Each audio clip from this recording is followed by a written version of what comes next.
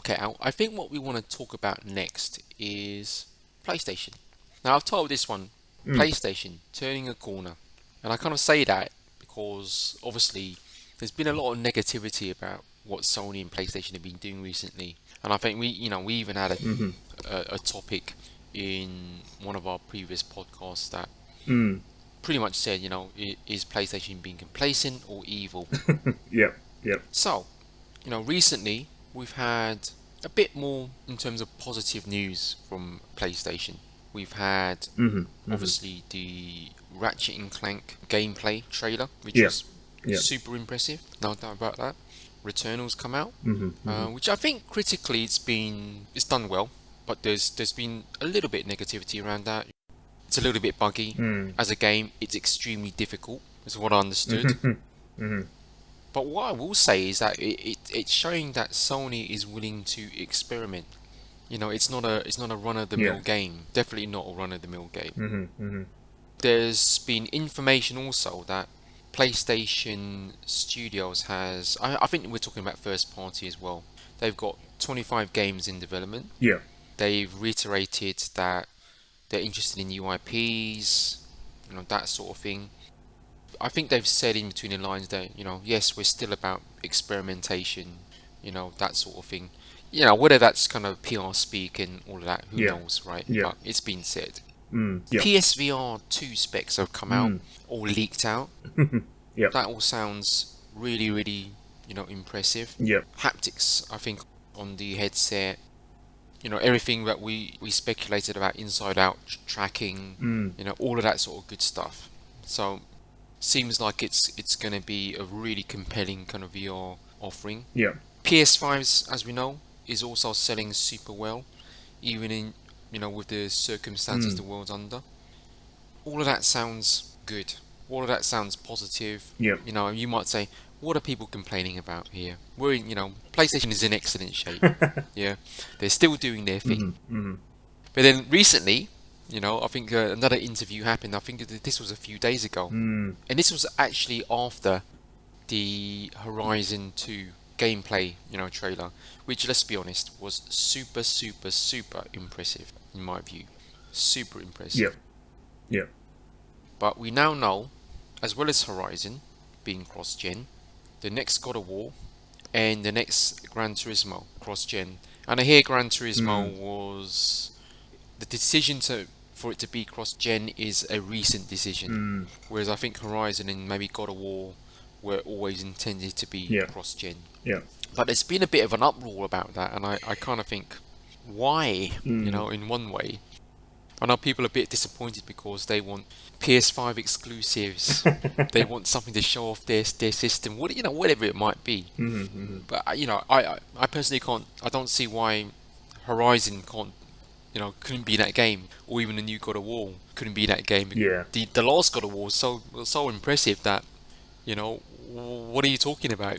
It's an impressive game. I mean, what do you want? Yeah. And I think it's just because, again, I think similarly to kind of the earlier topic as well around some of these things, is that if it causes a delay and if it causes fidelity type questions even to your PlayStation 5 one, then that's probably what they're worried about, and hence they're probably in a bit more of an uproar rather than, so it's like time and effort that you'd spend on the PS5 version versus PS4 and other things. So, and just getting more stuff on the PS5, I think. So no doubt they will try and complain about it, but it's a difficult one.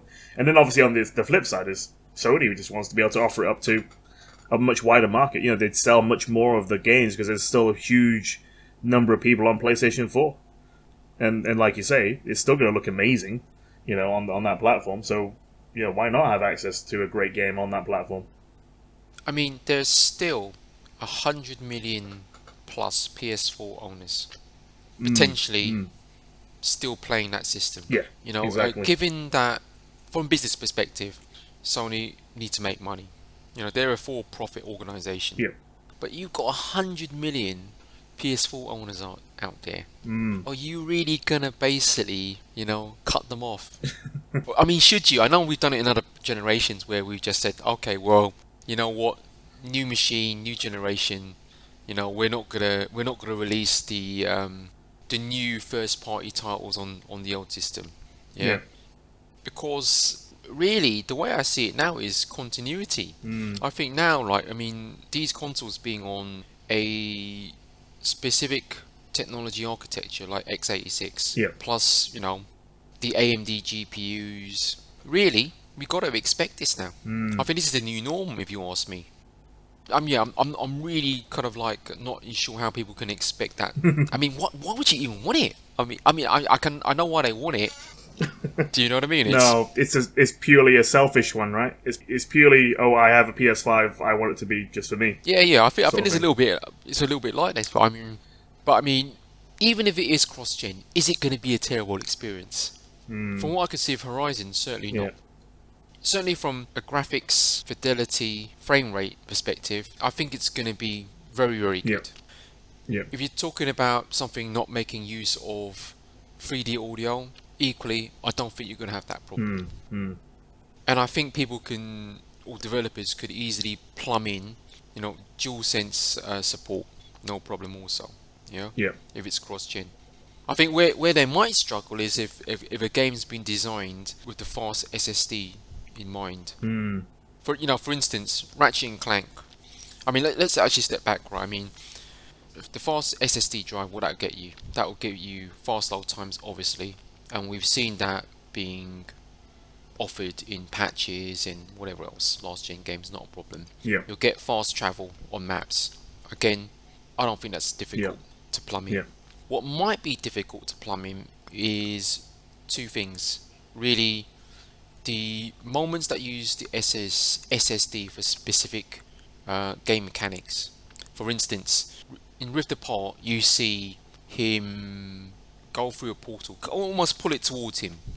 Yeah, but it's not the moments where he pulls it towards him that are really the problem. It's when he does it to get a tactical advantage. Mm. He will pull a rift towards him, and then he'll maneuver himself maybe, Mm-hmm. Mm-hmm. into position to take out an Yeah. enemy. Clearly that's going to be difficult to replicate from, Yeah. between the two gens. Also, if the Rift Apart developers are to be believed, and I kind of believe them, they're using the SSD to stream in assets Mm. really, really quickly. Let's say for seconds ahead. Let's just call it Yeah. that, yeah. Yeah. With the perspective of being able to use the memory they have at their disposal, Mm. right now, as opposed to, let's say, 30 seconds ahead. Mm. That'll have a implication on basically environment density, detail of the graphics and all that sort of thing. Yeah. But in that case, if it's you could dumb it down, the quality will drop. But the reality is, Mm.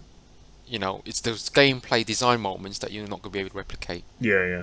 In reality, if it's an issue, damn, you might even have to give them a basic load screen.